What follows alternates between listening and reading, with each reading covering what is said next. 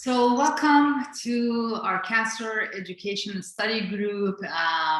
As you know, I have been giving a series of lectures on the topic of what is cancer from different perspectives. And so far, we have been in the Western medicine and how your oncologist or your family's oncologist, how they look at cancer and what is the mechanism of action of this different standard of care treatments that they're offered to you or to your family members.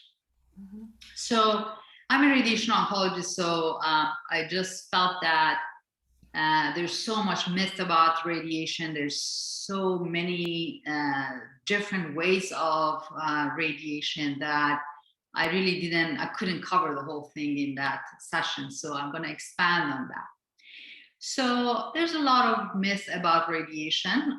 Some people think that radiation is limited to radioactive material. And sometimes they think that when they're receiving radiation, they may be radioactive. They think that they ask whether they have to avoid friends and family members or not. And that is certainly true for certain types of radiation, but not for all kinds of radiation. So there are different ways of classifying radiation. I kind of touched a bit on it last time. One of the major ways of classifying radiation is whether it's external radiation or internal radiation. And external radiation is really nowadays by these very sophisticated radiation machines that they use electricity to create radiation beams, as opposed to decades ago that the type of machine we had was called Cobalt, and the machine housed a cobalt source at the top of the machine, and this was a radioactive source. So naturally radioactive materials or sources, they have, as I mentioned last time, they have a kind of lifetime, meaning that they emit radiation up to a certain point, and then we call it technically their half-lives ends, and eventually, I mean, the amount of radiation they produce goes down until they eventually become inert, meaning that they're not radioactive anymore. So the Cobalt machines were how radiation external beam was given, but there was a lot of side effects from getting external radiation using Cobalt, because different types of radiation have different energies of radiation. It's really pure physics, and I try to simplify it, but depending on what energy of radiation we are dealing with, their specifications in terms of qualities and how they enter the body and where they where the target is, and it varies. But there was very little control other than knowing the age of the cobalt source of the machine on how you wanted to direct radiation, because it was a natural radioactive source.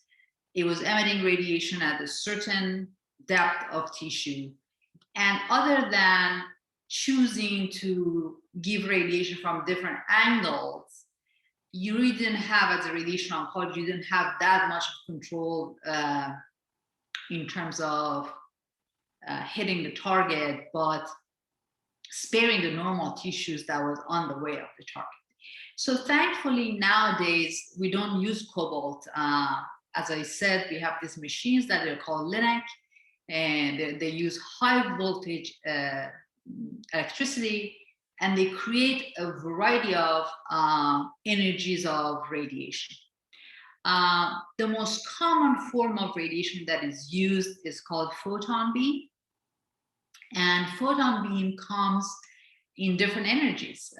So we have 6 MV, we have 10 MV, we have 12 MV, we have 18 MV. And what it really means the higher the energy is, the deeper penetration of that photon beam into the body is. So now we have the opportunity to use sometimes a combination of different voltage of photon beams in addition to the angle of the beams that we use to hit the target better and spare the normal tissues on the way to the target better. So that gives us as radiation oncologists more choices. In addition to photon beam, we have other forms of radiation energy-wise. We have electron beams. Electron beams are usually superficial, rather, meaning that they penetrate maybe 2-3 centimeters underneath the skin. They don't go really deep. And it has its own advantages, meaning that, for example, if I want to treat skin cancer, where it's really at the surface of the body and I don't need to deposit radiation 2 inches under the skin, then I would use electron beam because I know that the deeper tissues would be safe because the electron wouldn't even reach it. And then we have different energies of electron. We have 6 MeV, we have 9 MeV, so different energies of electron beam that, depending on when we do the imaging, like a CAT scan, and measure the depth of tumor, for example. If it's skin cancer, sometimes it could be just right in the skin. Sometimes it has grown a little bit deeper into the tissues underlying the skin.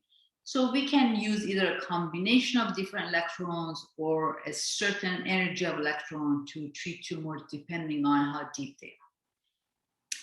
We also have a form of radiation therapy called neutron beam, which is not very commonly used. It is really used because of its own specific physical qualities of this type of radiation beam. It was used, and it is used sparingly for cancer that are more resistant to radiation. We call them radio-resistant. And that is really a relative term, meaning that we don't have tumors that are absolutely 100% radio-resistant and they cannot be killed by radiation. But different tumors respond to radiation to different degrees. So we have some tumors that, for example, there are some tumors of salivary glands that might be more resistant to photon beam, and for those cases we use neutron, but it's used very sparingly. Another form of radiation that nowadays is becoming more common to use because more studies have been done showing the effectiveness and success of treatment using that type of energy is proton beam. Proton beam is pretty expensive. It used to be, when I was doing my residency decades ago, only one center in the United States had proton beam because it was extremely expensive and huge in terms of the machine itself. So as you know, radiation is like a double-edged sword, as I mentioned last time, because it treats cancer, sometimes it cures cancer, but also increases risk of developing a secondary malignancy or cancer as a result of radiation itself. So whenever at a cancer center we're housing a radiation machine, we have very, very thick walls made of lead, really, that basically stop radiation beam going through the wall, because we only have the patient inside the room and everybody's outside. If we are in the cancer center, we can watch them. We have video, we have connection through voice. But when they are receiving actual radiation treatment, they're alone in the room. Otherwise, if anybody else is in the room, they're going to get what is called scattered radiation. So radiation safety is extremely important. We have cancer centers that are next to doctor office or a hospital, or they are inside a hospital. So we have to make sure that through the walls and everything, radiation wouldn't accidentally be given to somebody who's on the other side of the wall. So these facilities who housed proton beam radiation, they were huge. They needed a lot of radiation safety measures, and they were also very expensive. In the past decade or so, manufacturers of proton beam radiation machines have created newer versions of them that are they don't take as much space, they're not as expensive, and for that reason now they're all over the place. We have proton centers, and that some centers such as MD Anderson, they have more than one proton machine. And when a new form of radiation comes, often some people, like a lot of my patients, ask that, they think that it's not a new panacea that is going to cure everything, and it's not. It has its own, again, physical qualities, and we don't do anything randomly. We just don't look at somebody and say, oh, we're just going to give you some proton. No. Everything has been studied, everything has been researched, and they have compared photon beam versus proton beam radiation for certain type of tumors, whether it's lung or breast or prostate. And only when we have good data showing that there's advantage of using proton beam over photon beam, that's only situations that we use proton beam. And mainly their usage is in children, pediatric oncology. Unfortunately, younger patients, children, they have a lot of brain tumors. Variety of brain tumors is common in them. Leukemia is very common in them. And as you can imagine, depending on where the tumor is located, which would be the target of radiation, the surrounding normal tissue varies. So if I have a tumor on the skin, I don't have a whole lot of tissue, nothing really other than skin on the way of radiation to worry about. But say somebody had a tumor at their brain stem, where all these nerves are coming out. They control the breathing, they control heart rate. There are so many sensitive structures in the brain that we need to avoid, or if we cannot completely avoid, to minimize radiation to them, because as I mentioned last time, every tissue in our body has a certain tolerance for radiation. We cannot exceed that number. Which is the limit of how much radiation they can get. So for children, it's almost inevitably standard of care to do proton beam radiation therapy. The very specific quality of proton beam radiation therapy is that it gives radiation oncology to choose the option of choosing at what depth we want it to deposit the radiation. And that's amazing. Because as I said, when we are dealing with electrons, or when we are dealing with photon beam, we have different energies, but every single one of those energies has a certain depth of penetration that we know of. And based on that depth, we choose that energy for different tumors depending on how deep they are.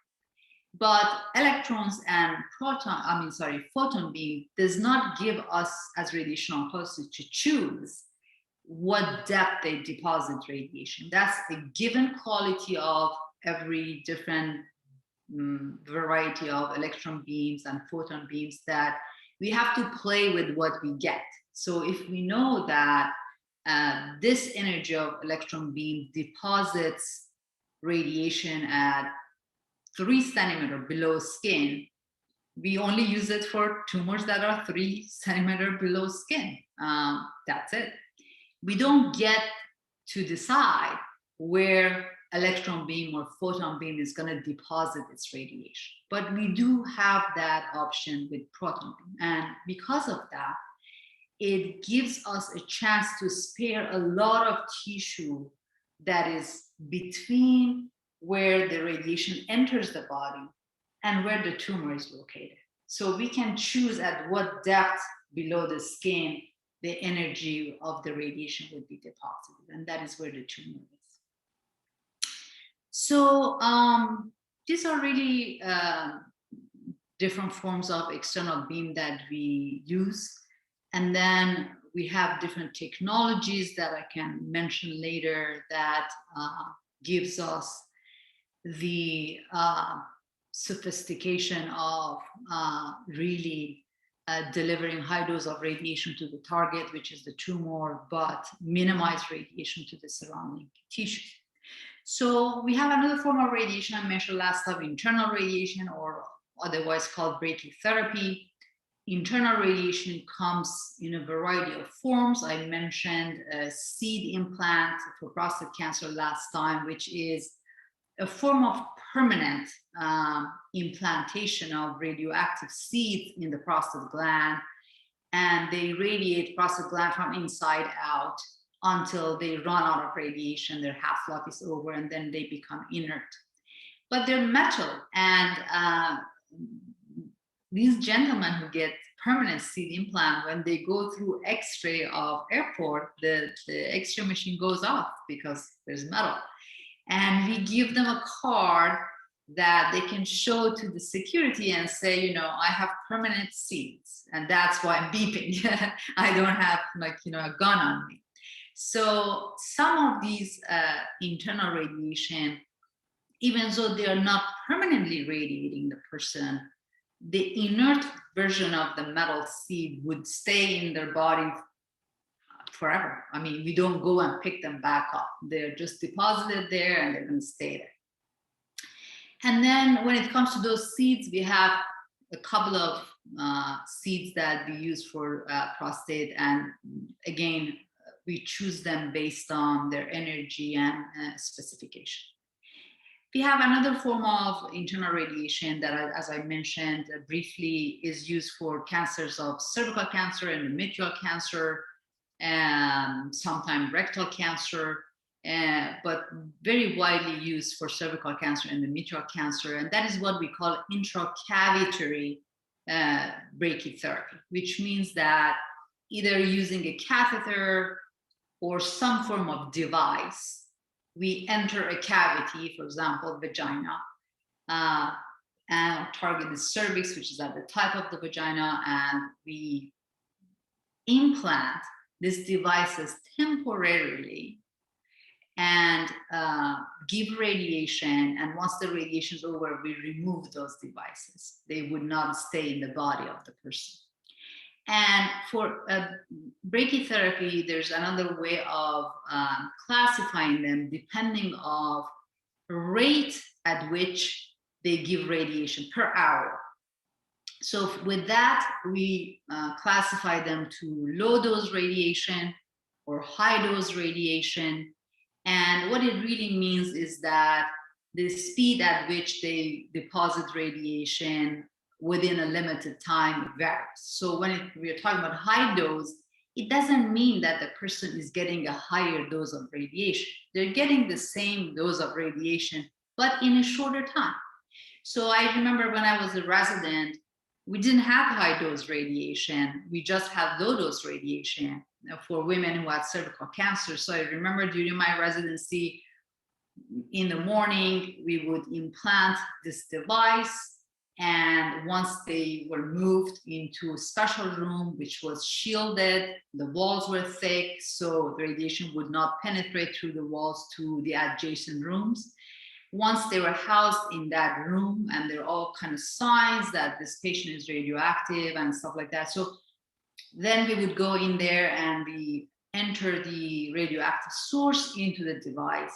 And sometimes, depending on what kind of source, age of the source, how much dose of radiation you wanted to give, patient may be in the hospital for 12, 24, 48 hours. And once the radiation was precisely calculated, how many hours and how many minutes and how many seconds they needed to have this radioactive source in the body or in that device, then we would go and remove the device, and then they would discharge and they go home. So high dose rate has given us the luxury of doing these treatments as outpatient instead of keeping the patient in the hospital for 12, 24 hours, 48 hours. They get the treatment in a matter of minutes, because the rate at which these sources of high dose radiation give radiation is high. So it has become a matter of not only convenience, but also cost, because there's no reason for hospitalization and would be given at outpatient. So we have, last time I really introduced radiation as a form of local therapy, meaning that if they're in general, it's a general rule that if somebody's cancer has a spread to other parts of their body, then radiation only plays a palliative role, meaning that if one of those sites is causing pain or causing bleeding or causing any problem, we could radiate that particular area to relieve their symptom, relieve their pain, or stop the bleeding, stuff like that. But with radiation, with that form of radiation, localized radiation, we will not be able to address all the other cancer everywhere else in the body. But so as a general rule, for those patients, chemotherapy is a standard of care, because once they inject chemotherapy in the vein, in the bloodstream, it basically goes everywhere. And that's a good thing and a bad thing. The good thing about it is that it reaches all cancer cells in the body. But the bad thing about it is that it also affects many normal cells that they don't need to be affected. I mean, why a patient who is getting chemotherapy needs to lose their hair? They don't need to lose their hair. There's no cancer in their hair. But for certain chemotherapy agents, there's just no way of avoiding it. And they affect the blood count, they affect the hair, nail. Again, when I say chemotherapy, it's just saying fruit. There's so many different types of them, so many different agents of chemotherapy that they're used for different cancers. And the same is true for radiation, because again, depending on type of cancer, stage of the cancer, we can use external, we can use internal, we can use a variety of types of radiation therapy, which addresses specifics of that type of cancer. So now in this session, I want to expand the role of radiation to what is called systemic radiation therapy. So there is such a thing as radiation that is not localized, and it's not new. For decades, we have used what is called radioactive iodine for treatment of thyroid cancer, certain types of thyroid cancer, follicular, papillary, that's the type. And it was one of the earliest types of forms of targeted therapy. And what I mean by targeted therapy is that targeted therapy means to only target cancer cells, and kind of as much as possible, depending on the agent, avoid injuring the normal cells that do not need to get radiation. But there's no such a thing, even in 2021, as a systemic form of radiation that would have zero effect on other tissues. It's not, it's just not.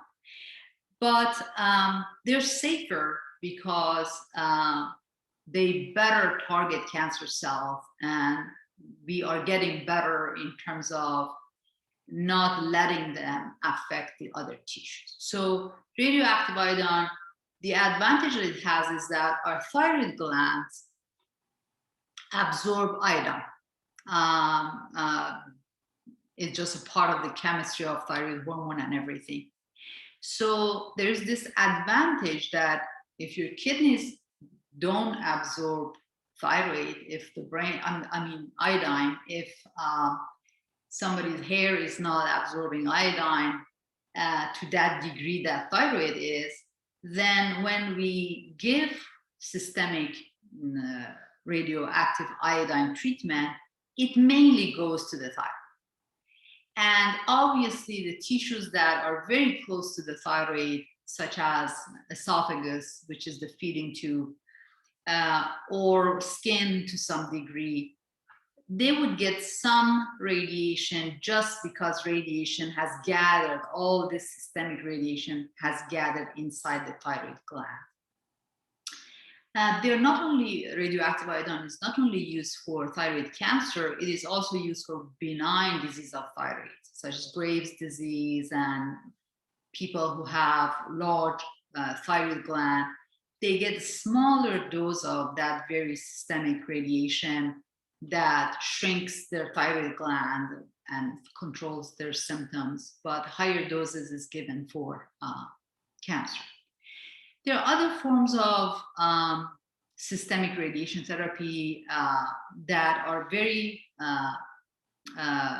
advanced in terms of targeting tumors. And one of the very important group of systemic radiation therapy is using specific antibodies that are generated in the lab and tagging them or attaching them to a radioactive source. It's very sophisticated technique, but what is the purpose of this? Cancer cells, unfortunately, they have, just like COVID-19, that can mutate and generate a new version, because now the new version perhaps can survive better in human bodies or even become resistant to vaccine. We don't have any proof for that yet. But really, the purpose of germs or viruses mutating is because they want to survive. So they become, for example, germs become resistant to antibiotics when they are exposed to antibiotics, but not for a full course of full course of antibiotics. So that is one of the reasons that we tell patients, don't stop your antibiotics like before the full course has been over. Because when you do that, you haven't killed the germ, but you have exposed the germ to antibiotics. And they're smart, they have clever mechanisms, and they create mutations and become resistant to that particular sort of antibiotics. So MRSA, which is a form of staph infection, is almost resistant to every form of antibiotic, with the exception of a couple of them, because over time, over decades of using antibiotic treatment for treatment of infection, they have really become really sophisticated in becoming resistant to all forms of antibiotics they have been exposed to. Cancer cells, in that sense, are very similar. They want to survive. So they generate all kind of mutations that help them cover themselves, hide from our immune system. Because if they did not have these ways of mutation, our immune system would have been just enough by itself to kill every cancer cell, because they would identify these cancer cells as foreign bodies, as enemy, and they would go kill them. But the cancer cells generate some forms of mutation and secrete certain chemicals that basically covers or hides the receptors for our immune cells. So our cells have like an antenna, and what you need, like Wi-Fi, you need Wi-Fi at home to be able to get internet connection. Okay, so our cells have certain antigens on their cell wall or on the wall of the cell that lymphocyte or different or leukocytes, different types of cells in our immune system, they can go sit on that receptor, connect, and then kill the cell. So when cancer cells create a way of hiding from immune system, now with immunotherapy, what we do is we basically neutralize that mechanism they're using, and we unmask them. So we unmask these cancer cells to the immune system of patient. And now those cells that could not be identified because they were hiding from our immune system, now they're exposed there, and then the cells go kill them. So that's really the main goal or mechanism of action for immunotherapy. But in addition to immunotherapy, which is a very targeted form of radiation, because in lab, we generate antibiotics for a specific antigen. We call these antibodies monoclonal antibodies because they are against one specific antigen. And only cells that have that specific antigen on the cell wall would receive that treatment from immunotherapy. So for that reason, when we have chosen to produce certain antibody against certain antigen that we know is on the wall of certain cells, then the cells that don't have that antigen on them, they're protected, because this treatment is going to just target those specific, that very specific antigen. So the cells that don't have that antigen or don't have the receptor on their cell wall would be spared. And as a result, there would be less side effects from treatment. So to enhance the effect of immunotherapy, what they have done, as I mentioned, they have tagged these antibodies with a radioactive source. So now these antibodies act as a vehicle which carries the radioactive source to those very cells that we are targeting. And in addition, now it's additional hub for our immune system, meaning that not only our immune system now has been activated to detect the cells that we're trying to hide from our immune cells, now when the antibody connects to the antigen on the surface of that cancer cell or tumor, now it would be radiated at the same time. It's a very amazing form of treatment. So we call them radio-labeled immunotherapy, and that's a form of targeted therapy that we use these days for a variety of different cancers, depending on whether this type of treatment has been proven in studies that is helpful or not. There are other forms of systemic radiation that we use mainly for bone metastasis, meaning that a cancer that has a spread to bones, and sometimes you look at a scan of a patient and it's a really bad term to use, but radiologist says that their bone or their skeleton is lighting like a Christmas tree, meaning that like a Christmas tree that you have all these lights everywhere, they all show up on the scan and you just see that almost every bone is involved.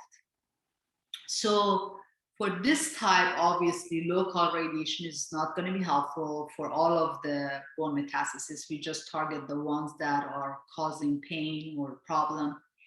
But we can use systemic radiation to target them. And this type of systemic radiation acts very similar to calcium. And just like bone deposits calcium constantly, because our bones are regenerating every day.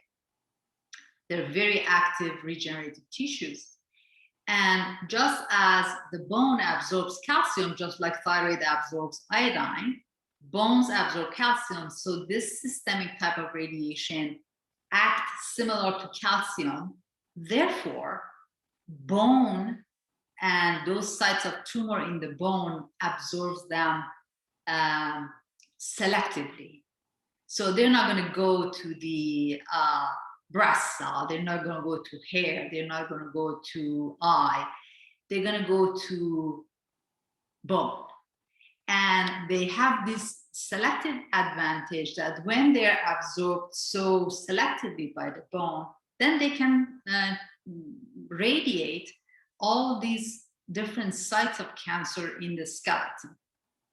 And they're largely, they have been around for a while, and they're largely used, a lot used in prostate cancer, but also breast cancer, cancers that generally metastasize to the bone. We have another form of radiation therapy that I want a couple of more. I mean, there's so many of them, I cannot possibly cover everything. But we have a form of radiation called Intraoperative radiation therapy, or IORT. What that is, again, is that we're trying to constantly find ways to give radiation to where we want to give, but spare the normal tissue. So one of the examples of use of IORT, or intraoperative radiation therapy, is for treatment of breast cancer, but it has to be early stage. So what they do is that inside the operating room, the surgeon removes the tumor. We call it lumpectomy because the other term we use for the tumor is lump. So lumpectomy means removing the lump or removing the tumor. Now we have an empty cavity that statistically is at higher risk of having a reoccurrence of cancer in that area. And I tell you why. I use this simple analogy for my patients, and it always helps them. I tell them, if you break a glass in your kitchen, so what you do is that you put your gloves on and you pick every big piece of glass that you can see with your eyes. That is what the surgeon is doing. Surgeon is removing the lump. But would you walk on that floor barefoot without first vacuum cleaning the film? No, you would not, because you know that even though you don't see them with your bare eyes, there are very, very small pieces of glass on the floor that if you walk, they can hurt you. So what you would do, obviously, if the glass fell close to the refrigerator, when you vacuum clean the area close to the refrigerator, you're more careful in that area. Maybe you vacuum clean it like 10 times because it's the closest place to where the glass hit the floor. But then you go a little bit beyond the refrigerator and vacuum clean a larger area, but you don't do it 10 times. The further you get from the place that the glass hit the floor, the less likely that there are pieces of glass there. Therefore, you vacuum clean that area in the corner of kitchen maybe twice, and the one close to the refrigerator 10 times. That analogy I'm using is to explain what radiation is doing here. So where the lump was, it all became a tumor and surgeon removed it.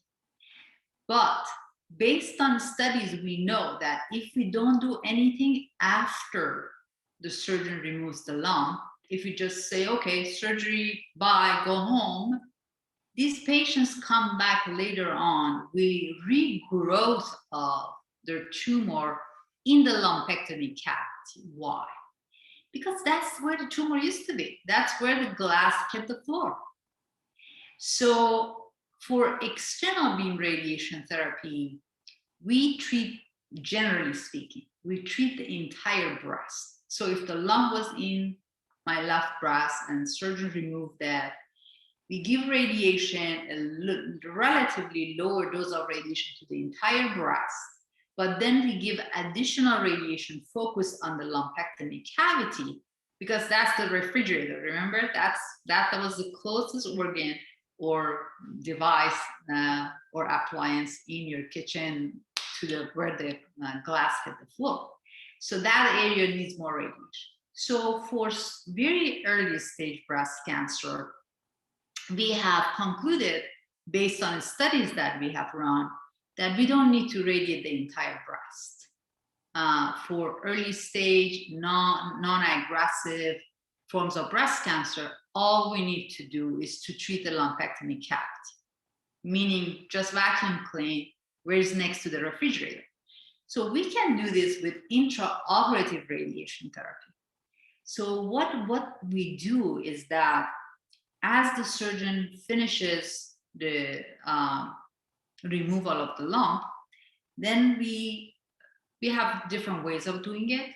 There's certain devices that are very similar to an X-ray tube. They generate X-ray. We can place the device inside the lumpectomy cavity, and then everybody leaves the room, or there's a shield that they go behind the shield, because X-rays don't really scatter all around. But you have seen when you get your mammogram, you see the technician stands behind the shield. She doesn't really need to leave the room. But because they're using low energy X-rays, the higher the energy of radiation, the more likely that it would spread all over the room. So for something like photon beam, you cannot stay in the room. Everybody other than the patient has to leave the room.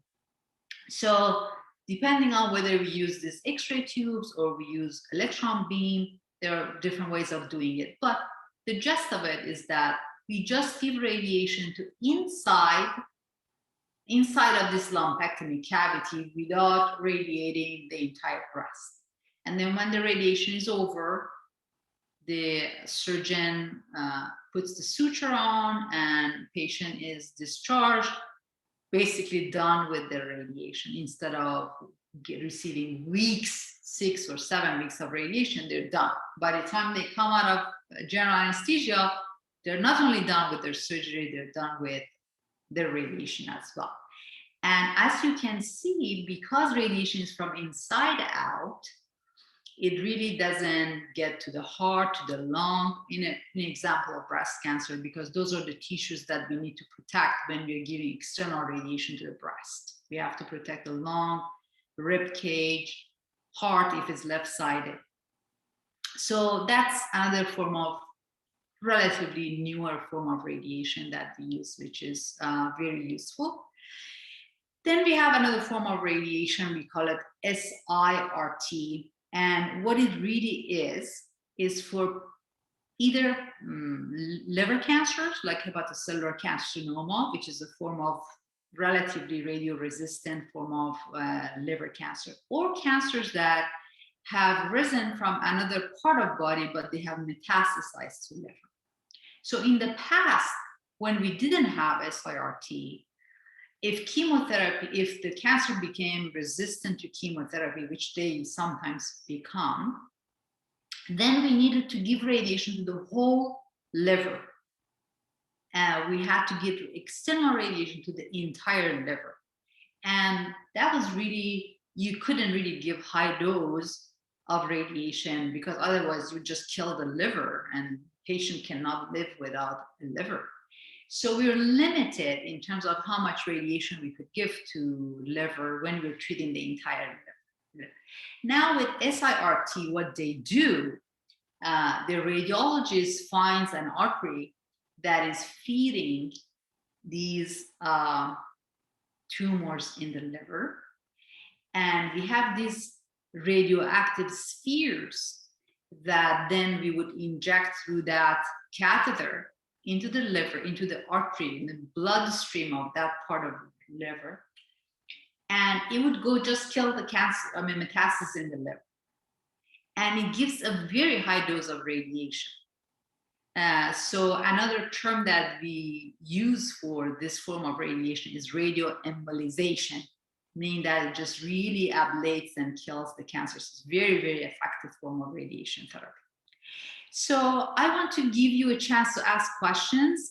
So I'm going to stop here. It's endless. I mean, there's so much to share, and I will share in future sessions, but I don't want to get too tired. I know this is very technically demanding field, and it's not a subject that you can bear for 2 hours. So I'm going to stop the recording here and answer to any potential question you might have. Hold on.